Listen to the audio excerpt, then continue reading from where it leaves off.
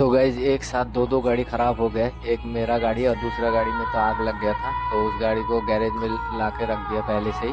और आज मेरा गाड़ी खराब हुआ है, कल एक गाड़ी आज एक गाड़ी ऐसे हुआ है। तो मेरे गाड़ी स्टार्ट नहीं हो रहा है, पता नहीं लॉक चाबी घूम ही नहीं रहा, पता नहीं क्या हुआ। तो बोल रहे फिर गैरेज ले जाना पड़ेगा। तो देखो ये मैकेनिक है, गया था गैरेज लेके आया अभी। तो हम लोग इसको सही करते फिर देखते हैं कितना टाइम लगता है। वो बोल रहा है 2 घंटा लगेगा, 2 ढाई घंटा। तो अभी फिलहाल ठीक कर रहे। जो नया जो लॉक है वो खरीदना पड़ता है, लेकिन मिला नहीं। वो एक दुकान पे गए थे, वहाँ पे दुकान बंद था, इसीलिए बोल रहे ये अभी फिलहाल यही ठीक कर देते, बाद में कभी लगा लेना, ऐसा बोल रहे।